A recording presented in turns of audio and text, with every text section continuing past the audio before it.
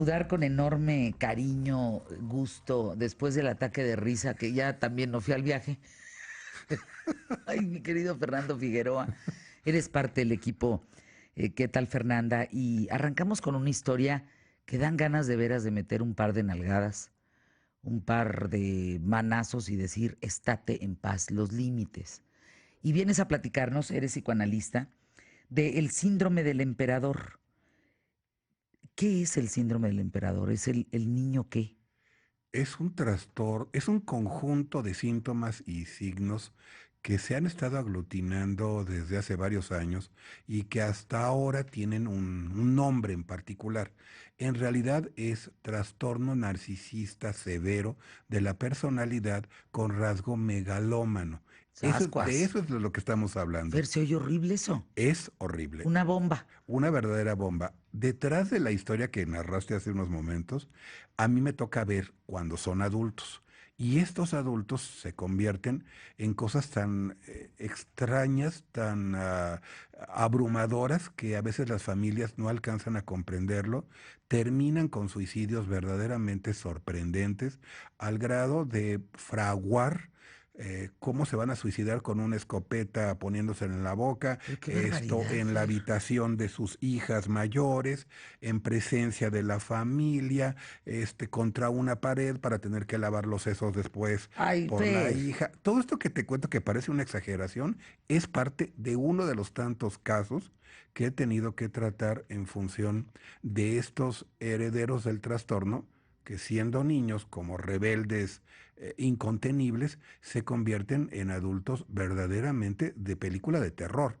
Pero sí hay que aclarar una cosa, no es tan gratuito, no es solamente que se trate de padres ausentes, borrados o cancelados por el autoritarismo de los niños que está fomentado Tiranos. por la escuela, por los amigos, por los tíos, tías y demás, etcétera, etcétera, etcétera, que terminan por anular a estos padres que ya están debilitados de entrada.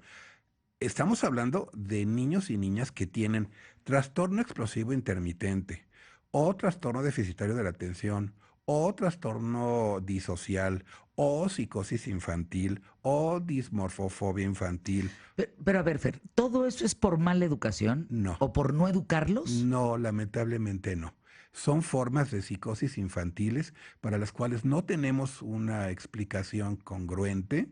Por algún extraño fenómeno, estos niños crecen con una idea en paralelo de la realidad, fomentada hasta por los dichos más comunes de existen las hadas, los gnomos y las brujas, que les generan estados de pánico o estados de exaltación que se van repitiendo y que los padres no alcanzan a percatarse que donde piensan que están contando un cuento de hadas o un cuento de terror, en realidad están sembrando las piezas de lo que va a ser la psicosis más adelante. A ver, Fer, explícanos más sencillo. Un ejemplo.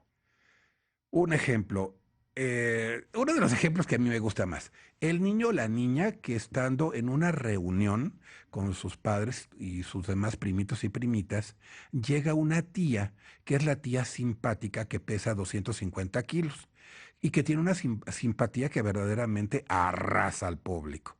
En ese momento, mamá voltea o papá voltea a ver a su hija y se da cuenta que el rostro de su hija es el mismo rostro de su tía cuando tenía su edad. Y entonces, sin mediar la historia, le dice a su hijita de escasos 4 o 5 años, mi amor, eres idéntica a tu tía. Y la señala. Lo que la niña ve es a la tía de 250 kilos de peso. No está viendo su propio rostro en el rostro de su tía. Y a partir de ese momento, esa niña, que podría estar muerta de hambre, se convierte en la gorda asquerosa que será en el futuro y que no podrá bajar de peso y que no habrá manera de controlar porque siempre se verá de 250 kilos de peso. Eso es una forma de psicosis. Así es como se siembra la psicosis infantil. Ahora, en el caso de la educación, uno educa por límites. Los límites son una consecuencia, ¿no? Sí, O sea, tú puedes llegar hasta aquí y si te pasas de aquí, hay una consecuencia. Esa consecuencia es un castigo. así es. Un grave error es poner un castigo y retirarlo. El grave error es ah, perder la coincidencia entre el acto que hay que castigar y el castigo, o el acto en el que hay que premiar y el premio. Por ejemplo, Que en el momento en que se genera un evento que justificaría la frase en la casa vamos a hablar, se dejara pasar un tiempo y cuando todo está tranquilo, el padre o la madre llega y le da un manazo en la cabeza o en la nalga para corregirlo por lo que hizo y le suma la frase te pego porque te quiero. Y el niño y la niña voltea a verlo y dice, ¿cómo por qué? ya no va de acuerdo con No, lo que hice. él ni siquiera se acuerda de lo que hizo. La memoria es muy volátil en Ah, niños o niñas. Y entonces en ese momento se establece el primer rasgo de horror respecto del padre o de la madre y pierde su respeto. o sea, el castigo tiene que ir de acuerdo al momento de lo que está Así es. sucediendo y de acuerdo, es decir, si tú tienes una mala calificación, no Tiene me que voy a ser esperar. al mes para decirte toda una letanía de lo mala que son tus calificaciones. Pero Es entonces en el el castigo de la momento. calificación sería estudiar Por, todos los días a la 1 de la tarde. Por Estoy ejemplo, diciendo por ejemplo, dos por horas ejemplo. extras. Así es. El periodicazo en el hocico del perro, fuera del momento en que se No, hace pues no sus entiende. necesidades, no lo entiende. Los niños y las niñas son exactamente iguales. El problema aquí se está volviendo más complicado porque la nueva ley para la protección de niños, niñas y adolescentes marca una serie de cosas en las cuales los padres están muy vulnerados, porque ya no hay una manera clara de cuándo un castigo es una sanción o es un abuso. Entonces los padres empiezan a tener temor de ser demandados por estos hijos rebeldes que, insisto, no son niños y niñas convencionales. La palabra normal no es lo óptimo, pero digamos, niños o niñas funcionales, que tienen criterio, que están construyendo su manera de ser, no, estos no tienen este síndrome del emperador. Son niños o niñas que tienen además uno de los tantos trastornos que hemos señalado.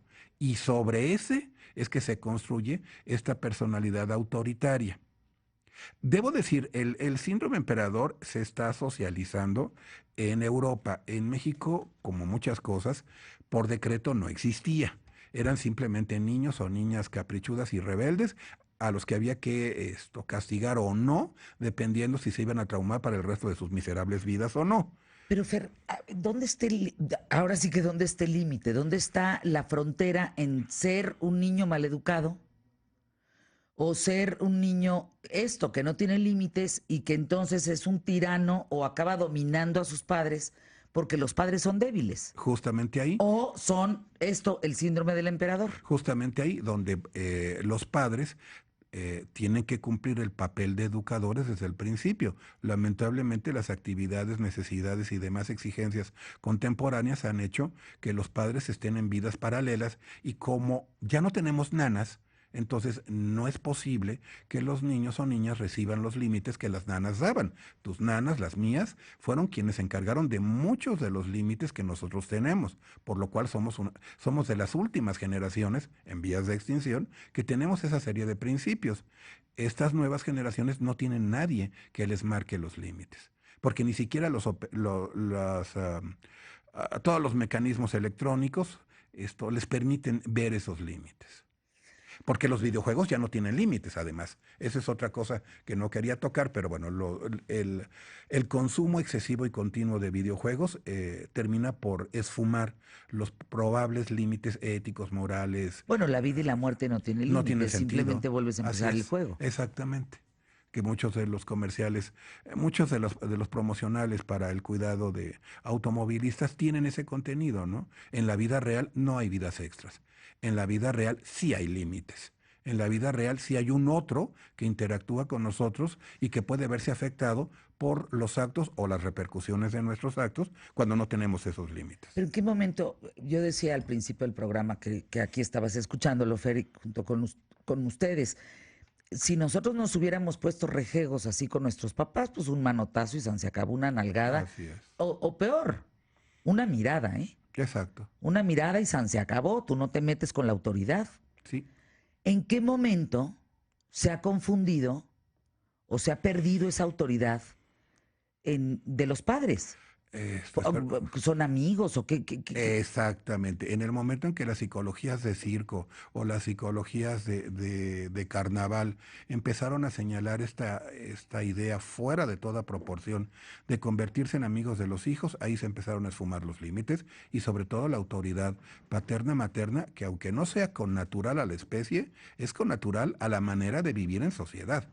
Eso les guste o no les guste a estas psicologías baratas, que no digo cuáles para que luego no me echen piedras allá afuera. Pero ellos han sido los culpables de esta pérdida de los límites y sobre todo del extravío de los padres que se preguntan entre ellos y le preguntan a las revistas cómo deben de hacer las cosas. Es que ¿en qué momento pasó esto? De verdad, me sorprende porque ¿cuántas generaciones hay entre tu mamá y tú para que haya habido este tal cambio, ¿no? Para que haya sentido nuestras mamás o papás, es decir, los abuelos de estos niños, se sorprenden de lo majaderos. Efectivamente. Pero los niños no son groseros con los abuelos. No, porque los abuelos tienen una manera autoritaria de poner y marcar los límites, que estos nietecitos no pueden contrarrestar, porque ellos no están jugando, sus padres sí. Los abuelos no bromean, dicen las cosas en serio. A los padres se les puede tomar así como, está de malas, está en sus días, es que seguramente lo trataron mal en la fábrica, etcétera, etcétera. ¡Qué horror! Sí, y se está complicando mucho. E insisto, yo tengo a esos niños convertidos en adultos que son muy resistentes, muy refractarios al tratamiento. Y pues siempre terminamos con medicamentos, lo cual a su vez genera más resistencia al tratamiento. Dice Inés, oye Fer, pues lo que está diciendo el doctor lo estoy viviendo. Una sobrina de 23 años amenaza con suicidarse. ¿Sí? Porque no tiene límites. ¿Por qué? Porque la dejó el novio. Además han aprendido esto Pues desde, entonces, ¿cómo? desde que aparecen los juegos de la ballena azul, etcétera.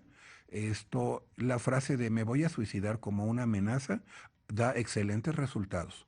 Cualquier jovencito sabe que si lo dice, en ese momento gana la atención de todos y el cuidado de todos y se le cumple hasta el más mínimo capricho, en lugar de recibir una buena bofetada. Síndrome del emperador, que es de lo que estamos Así hablando, es. y psicosis, ¿es lo mismo? No. Continuamos con el tema del síndrome del emperador. Decías, Fernando Figueroa, psicoanalista, no es igual a psicosis.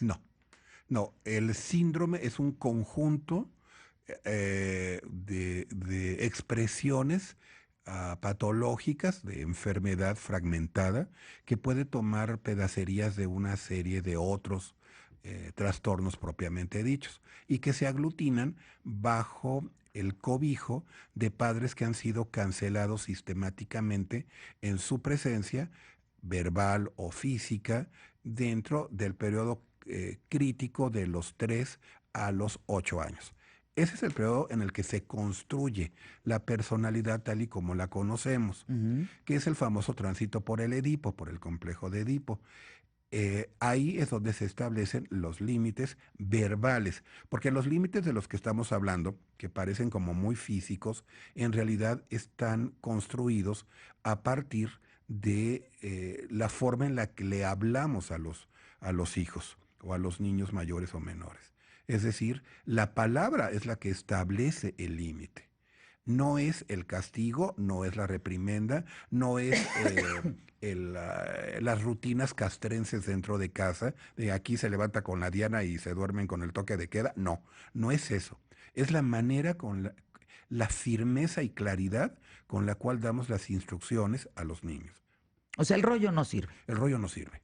Por más explicación de esto trata de ser esto, porque aquí, porque Nada, allá. es esto y esto es esto. así y asado, punto. No hay más explicación porque lo digo yo que soy tu padre y se acabó. Eso funciona. Eso funciona. ¿Verdad que sí? Eso marca. Sí nos funcionó a nosotros. Efectivamente. Nosotros que estamos ahorita escuchando el programa, porque algunos chavos ya están en la escuela, otros entran hasta la próxima semana, a nosotros nos funcionó así. Independientemente de que muchos de los que nos escuchan están diciendo que estamos traumadísimos, eso no importa. No, Porque de una u otra manera somos funcionales. Y No, somos creo que funcionales, pero estos somos niños ya no. funcionales. No, no, no, Estos no, no. incluso el tratamiento no es fácil. Esto no es una cita con el terapeuta y ya. Esto puede llevar meses o años y el diagnóstico, no hay ningún No, no, no, no, diagnóstico no, no. ni de laboratorio ni de gabinete que permita determinarlo. Es escuchar durante semanas al niño y a la niña para saber qué tipo de trastorno se ha gestado al interior Claro. del síndrome del emperador. Fíjense, ¿cuántas veces sus mamás, sus papás fueron a la escuela por un reporte? 1 o 2 veces al año. Hoy, mamás y papás, es infame Sí. la cantidad de citas que nos ponen en las escuelas, como si no trabajáramos. Pero además vemos a maestras aterradas, porque hay papás que llegan y las amenazan. Tú le gritas a mi hijo, tú le pones una tarea de más, tú le pones a leer ese libro, te corro. ¿Qué es eso? Ahí es donde está el problema con la nueva reglamentación para niños, niñas y adolescentes, precisamente. A ver, podríamos ahondar el síndrome del emperador en las escuelas. Sí, Pues es un rollo. es un verdadero problema porque lo que estaba tipificado, lo que nosotros conocíamos como la autoridad que el profesor construía al interior de su salón de clase, dependiendo del número de alumnos y de niños o niñas o la forma en la que la materia X se impartía, se fue reglamentando progresivamente con todas estas normas de una supuesta modernidad educativa, que lo único que hizo fue descartar todos los contenidos que tenían que ver con la vida cívica, con la vida moral, con el orden, con el respeto a los mayores, el respeto al principio de autoridad. Todas estas cosas fueron consideradas como obsoletas y anacrónicas. Y en su lugar se fue dejando esta idea de que con rollo se Ajá. podía explicar y se podía hacer que un niño o una niña entrara en el esquema educativo contemporáneo con base en las exigencias de la modernidad. Fue total y absolutamente falso.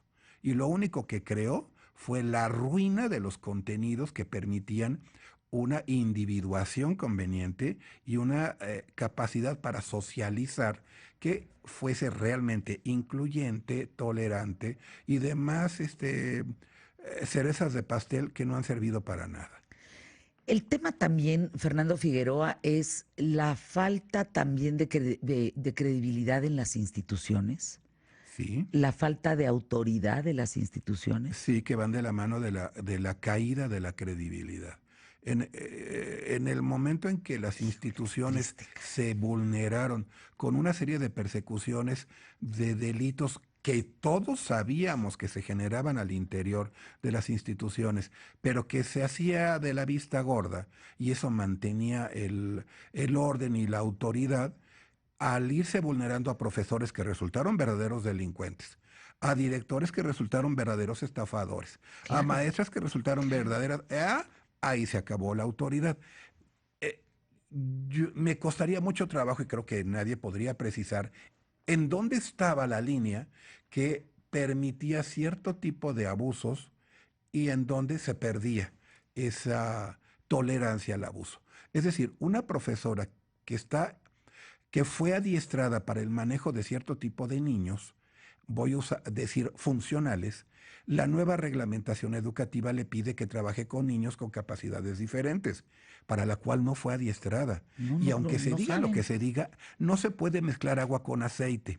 No se puede tampoco discriminar a unos de otros, pero sí hay que tener muy claro que el profesor no es todólogo y el profesor no es papá ni mamá sustituta ni postiza y que lo que hace es bastante ya complicado tratar de transmitir una serie de conocimientos que no son los que tú y yo recibimos, son cosas que ni siquiera son funcionales. Es un gran tema ese, Fernando.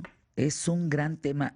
Vamos a ponerlo en agenda, Emilio Valles Vidrio, el tema de la educación hoy en día en función de esos límites, del síndrome del emperador. Es un rollo. Así es, y se está Porque no volviendo tienes límites complicado. en la escuela, porque no te los pueden poner, porque tu papá se para de pestañas o la mamá se para de pestañas Y lo mismo tampoco en casa. No. Entonces, ¿quién te pone los límites? Y además, cuando uno de los libros básicos era el manual de Carroña, pues ahora resulta que no hay nada como guiarse. Por lo menos ahí, claro, el libro no es mexicano, ¿no? Es venezolano.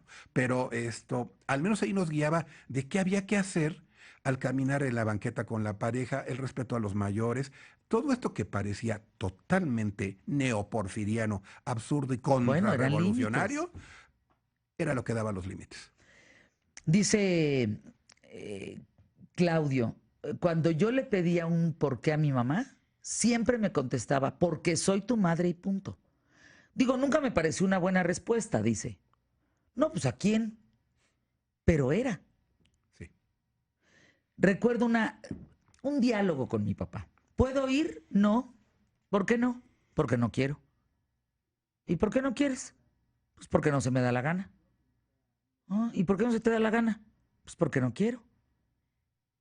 ¿Y por qué no quieres? Porque no se me da la gana. Y alégale. Así es. De ahí no se salía. Punto. No, no había la explicación de no, porque no quiero, porque fíjate que es preocupante lo que está pasando y entonces la seguridad. No, no había explicación de eso. No. O porque no se me da la gana, porque vayas con fulano y tal que me cae gordo. No había explicación de eso. No. No quiero porque no se me da la gana. No se me da la gana porque no quiero. No, no había más ver. 25 años después llegaron las psicologías de circo y dijeron que eso era una neurosis No, pues no. y que entonces había que tratar al papá y en ese momento se vulneró el principio de autoridad. Me está cayendo el 20 de muchas cosas. Claro.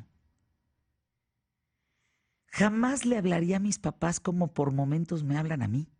Bueno, no, ni pensarlo. En lo absoluto. O como veo que les contestan de repente a ciertos papás y mamás, digo, ay, hijo, ¿y este por qué tiene dientes todavía? Sí. Y cuando teníamos una duda, le preguntábamos a papá o a mamá y lo que decía era ley.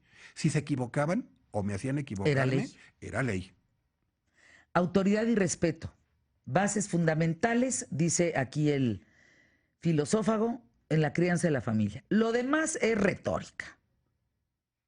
Mi Fer, trabajé en una universidad, los papás de adultos de 23 años, dice Monse, llegan a regañar al profesor porque su bebé reprueba por faltas. ¿Y entonces cuál es la consecuencia? ¿Tú faltas aquí? A ver, que yo faltara.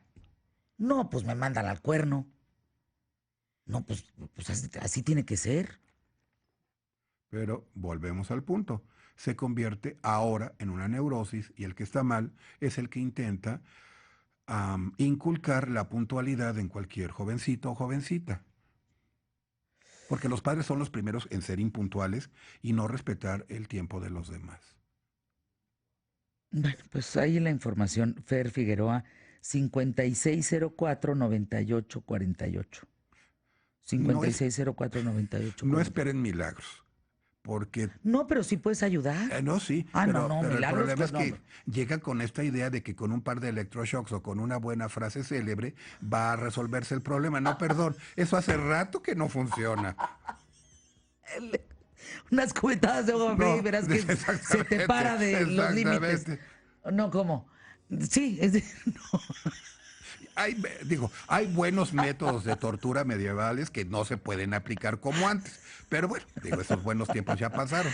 El manazo, perdónenme. La nalgada. Así es. Y sobre todo, la orden clara, directa y precisa, o la instrucción clara, directa y precisa. No más explicaciones. A ver, ¿qué más explicación tiene el no vas? ¿Qué otra cosa le puedes decir? No vas, punto, se acabó. Y no está sujeto a negociación. Y no está sujeto a negociación. Ya si le echas el choro de no vas porque mira que me da miedo que entonces, no vas, punto, se acabó. Y el mocoso, el rapaz se da la vuelta y se chupa el dedo. El rapaz, como le dices tú, y los mocosos, como les digo yo, te va a discutir, se va a tirar al suelo, no pasa nada. Nada. No va, punto, No se va a acabó. traumar para el resto de su vida, en lo absoluto. Se puede dar de golpes contra la pared, lo más que va a sacar es un chichón. Primer desacuerdo con el tema de ser autoritarios con los hijos. Solo se causa miedo hacia los papás más que respeto. Esto sí, Ay, Luis, efectivamente. sí es cierto. Pues Sí, sí. eso es rigurosamente cierto, pero es en el mínimo de los casos y siempre hay una condición preliminar que genera el miedo y el pánico. Es un trastorno, no es simplemente temerle a la voz fuerte, firme y directa de papá o de mamá. No, es un trastorno que viene de otro lado y que nada más se asocia con la autoridad de papá y mamá. Una maestra de la UAP le tuvo que pedir permiso a un alumno por reprobarlo, para reprobarlo, y merecía ser reprobado. Yo les dejo de tarea pensar eso que parece protección, que no son límites, hasta dónde puede llegar. Puedes generar unos tiranos que se te revire, ¿eh? De verdad. Al rato, pues qué, total, empujé y maté a alguien y qué. Pues qué chinga, ¿quién me dice que no? Efectivamente. Gracias, mi Fer, 56049848. Márquenle sin esperar milagros. Así